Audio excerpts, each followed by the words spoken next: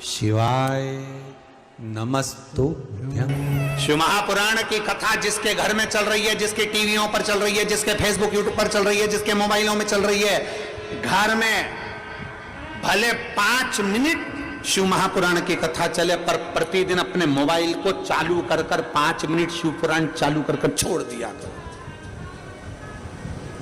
घर में टीवियों पर अगर कथा आए तो भले सुनो चाहे नहीं सुनो, 5-10 मिनट उस टीवी को चालू कर,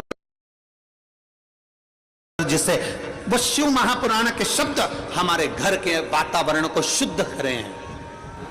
आज तक दुनिया के लोग ये बेलपत्री को शंकर जी पे चढ़ाते थे, छोड़कर आ जाते थे। ये बेलपत्री शिव जी के मंदिर में पड़ी रहती थी, बाद में उठाकर निर्माल्य में चली जाती थी, निर्माल्य में से उठकर इधर पानी में चली जाती थी। आज दुनिया के लोगों ने इस बेलपत्री के महत्व को समझा, जब समझा तो उठाकर जब खाना चालू करा तो अब मंदिर में एक बेलपत्र भी फालतू पड़ी नहीं दिखती। उसकी औषधि समझ में आ गई कि उसमें औषधिता कितना, ठंडा नहीं कर रहा है, उसमें औषधिता कितना। क्या आप ऑप्शंस में ट्रेड करते हैं तो आपको ब्लिंकिंग्स ऐप के बारे में जानना चाहिए। ब्लिंकिंग्स ऐप में बोलो सही है कि गलत है? जब तक नहीं समझते थे बेलपत्री चढ़ाया और आ गए। अब तुम बेलपत्री चढ़ाते हो तो तुम्हारी बेलपत्री चढ़ी हुई देखकर दूसरी रुक जाती है, ये चढ़ाएगी, मैं उठाऊं। बोलो सही है कि गलत है? तुमने चढ़ाया, वो इंतजार करती है कि ये चढ़ा के हटेगी और मैं उठा के ले जाऊंगी। एक एक शंकर जी के मंदिर में बेलपत्री नहीं मिलती। महाराज भी परेशान है कि पहले तो मिल जाती थी तो धोखे चढ़ा देते थे, आज के ज़माने में एक नहीं मिले, जो मिले लोग अपने घर वालों के लिए लेकर चले जाते हैं। और सिद्धता है शिव जी पे चढ़ी हुई बेलपत्र शुगर, बीपी, थायराइड, ऐसी कोई बीमारी हो, बड़ी से बड़ी बीमारी में भी अगर शंकर भगवान पे चढ़ी हुई बेलपत्र कुंडकेश्वर महादेव का नाम लेकर खाया जाए तो वो बीमारी हटना चालू हो जाती है। शिव तत्व समाया है। भगवान ने ऐसा कोई पौधा नहीं बनाया जिसको औषधि नहीं, भगवान ने ऐसा कोई शब्द नहीं बनाया जिसमें मंत्र नहीं, और भगवान ने ऐसा कोई मनुष्य नहीं बनाया जिसमें गुण नहीं। दूसरे धर्म में जाओगे, हर धर्म का व्यक्ति कहेगा हमारा धर्म सबसे अच्छा, हमारा धर्म सबसे अच्छा, ना हमें दिया लगाना पड़े ना अगरबत्ती लगाना पड़े, हमारा धर्म सबसे अच्छा। हर धर्म का व्यक्ति अपने धर्म को श्रेष्ठ बताता है। केवल एक सनातन धर्म का व्यक्ति ऐसा होता है जो अपने धर्म की भी हंसी उड़ाता है। कभी कभी वो भी कह देता है, अरे क्या रखा है दिया लगाने से, अरे क्या होता है अगरबत्ती लगाने से, अरे क्या होता है भगवान के मंदिर जाने से, अरे क्या होता है शंकर जी पे जल चढ़ाने से। अपने धर्म का व्यक्ति सनातन धर्म में पैदा होने के बाद भी सनातन धर्म पर उंगली उठा देता है कि मंदिर मत जाओ, देवालय मत जाओ, शिवालय मत जाओ, भगवान के पास मत जाओ, एक लोटा जल मत चढ़ाओ, बेलपत्री मत खाओ, पानी चढ़ा हुआ मत पियो। अपने धर्म का व्यक्ति भी कभी कभी उंगली उठा देता है। तब समझ में आता है कि ये अपनी कंपनी, इसकी खुद की फैक्ट्री का माल नहीं है, इसलिए फैक्ट्री में काम कर रहा है पर माल दूसरी कंपनी का। तब समझ में आता है कि ये अगर सनातन धर्म पर उंगली उठा रहा है, ये सनातन धर्म के लिए कह रहा है कि मंदिर मत जाना चाहिए, मंदिर में जाकर जल नहीं चढ़ाना चाहिए, पानी नहीं चढ़ाना चाहिए, मंदिर में मत जाओ, शिव जी पर बेलपत्र मत चढ़ाओ, शंकर के मंदिर मत जाओ। जो सनातन धर्म पर उंगली उठाए, समझ लेना इस कंपनी का है ही नहीं, प्रोजेक्ट दूसरी कंपनी का, वो दूसरी कंपनी का, इस कंपनी का है ही।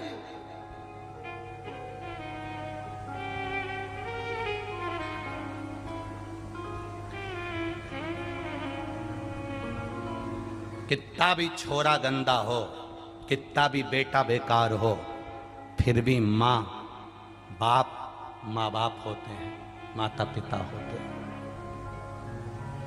तुम्हारा बेटा तुम्हारे पाँव नहीं छूता, तुम्हारा बेटा तुम्हें प्रणाम नहीं करता, तुम्हारा बेटा तुम्हें नमन नहीं करता, तो तुम एक काम करना, अपनी पूरी मकान दुकान सब दूसरे को दे जाना। कर सकते हो ऐसा? अरे बोलो जम के। नहीं कर सकते। बेटा भले प्रणाम ना करे, बहू भले नमन ना करे, बेटा भले ना पूछे, बहू भले ना पूछे, फिर भी माता पिता मर जाएंगे और अपनी प्रॉपर्टी किसी दूसरे को नहीं, अपने बेटे और बहू को ही देकर जाएंगे, भले वो कैसा भी हो।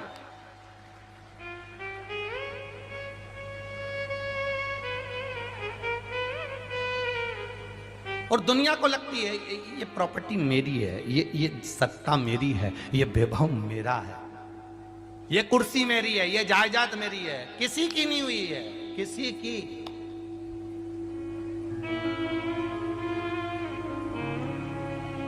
किसी की नहीं।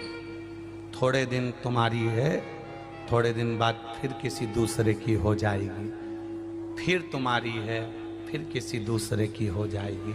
हमारा भ्रम है, हमको लगता है ये अपनी है, ये हमारा भ्रम है। नागपुर के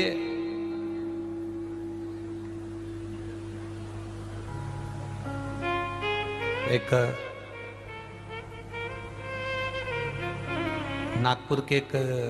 भाई हैं, सिंघानिया करके हैं कोई, नागपुर के, जो गीता भवन के पास में रहते हैं। कोरोना काल में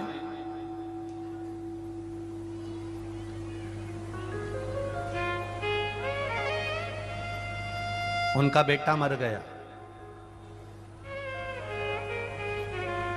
बहू और बहू का बेटा है।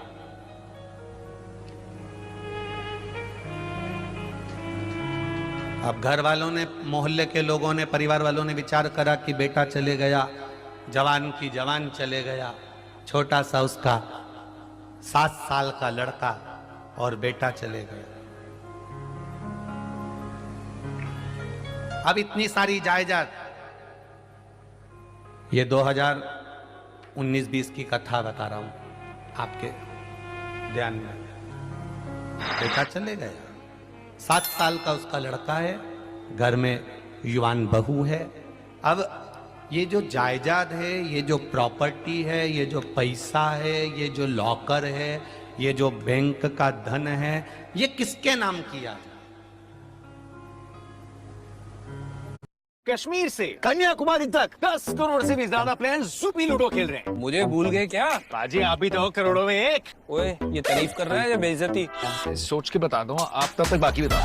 पूरा देश खेल रहा है ज़ूपी लूडो। आप भी ऐप डाउनलोड करो zupi.com से, खेलो और जीतो लाखों के इनाम। इस खेल में वित्तीय जोखिम शामिल है और इसकी आदत लग सकती है, जिम्मेदारी से खेलें। किसके नाम करें? तो परिवार वालों ने विचार करा अपने रिश्तेदारों से, तो रिश्तेदारों ने कहा देखो बहू अभी युवान है, हो सकता है किसी दूसरे से शादी कर ले और वहां चली जाए तो पूरी प्रॉपर्टी उसकी चली जाएगी, इसलिए एक काम करो, ये जायदाद, ये संपत्ति, ये वैभव, ये दौलत बेटे के नाम कर दो। 7 वर्ष का बेटा, 7 वर्ष के बेटे के नाम वो संपदा कर दी गई, वो दौलत कर दी गई। बहू आंख से आंसू बहाती रही। 7 वर्ष का बेटा 19 में जिसका पिता चले गया, 21 में वो 7 वर्ष का बेटा बीमार पड़ गया, उसके लीवर में पीलिया हो गया और वो बेटा भी मर गया। जरा ध्यान देना, नागपुर की यह कथा है। बेटा मरा, संपदा किसके नाम करी जाए? उसके बेटे के नाम कर दो।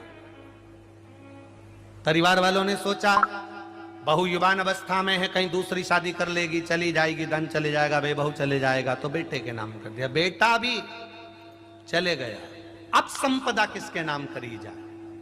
अब प्रॉपर्टी किसके नाम करी जाए? अब जायदाद किसके नाम करी जाए?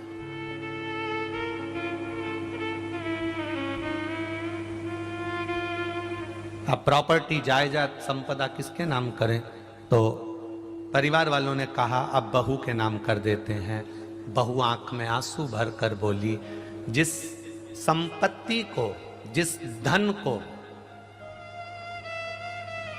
जो मेरे पति के नाम थी वो पति की नहीं हुई, जो संपत्ति, जो धन बेटे के नाम करा वो बेटे की नहीं हुई, तो वो संपत्ति, वो धन मेरी कैसे हो जाएगी? ये तो उसकी है जिसकी थी यहीं रह जाना। कभी एकांत में बैठना, अकेले में बैठना और विचार करना। थोड़ा एकांत में बैठकर, अकेले में बैठकर विचार करिएगा कि जिस मकान में तुम रहते हो, जिस जमीन पर तुम रहते हो, ये जमीन, ये मकान पहले किसका था, किसका था, और पता करना कि इससे पहले किसका था।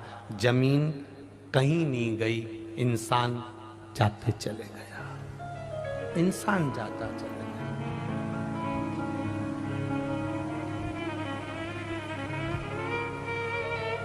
कोई नहीं रुका।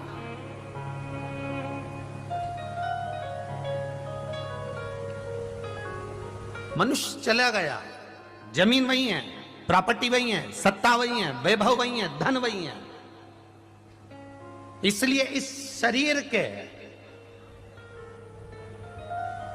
मनुष्य द्वारा 10 पुण्य बताए गए। कितने पुण्य है? जम के बोलो जरा। 10 पुण्य। इस मनुष्य के द्वारा 10 पुण्य है जो शिव महापुराण की कथा कहती है, एकांतेश्वर महादेव की कथा कहती है। मनुष्य को अपने जीवन के 10 पुण्य का स्मरण करना चाहिए। 4 पुण्य, 4 पुण्य मनुष्य की सुंदर आनंदमय वाणी के हैं। 4 पुण्य। और 3 पुण्य मनुष्य के शरीर द्वारा होते हैं और 3 पुण्य मनुष्य के मन द्वारा होते हैं। 4 मनुष्य की वाणी से पुण्य होते हैं, 3 पुण्य मनुष्य के शरीर से होते हैं और 3 पुण्य मनुष्य के मन से होते हैं। कितने हो गए? जम के बोलो जरा। 10 पुण्य हैं, उसमें 3 पुण्य है मनुष्य के शरीर से जो होते हैं। पहला पुण्य है मनुष्य के शरीर से होने वाला, दोनों हाथों से दान देना। दान का मतलब ये नहीं होता कि आप अपने धन को हर कहीं लुटा दो। दान का मतलब है तुमने देखा कि हाँ साहब यहाँ भूखे को भोजन मिल रहा है, तुमने देखा यहाँ प्यासे को पानी मिल रहा है, तो दान की महत्वता है। मालूम पड़े तिजोरी भर ली और तुमने दे दिया, उस दान की कोई महत्वता नहीं है। दूसरे नंबर पर है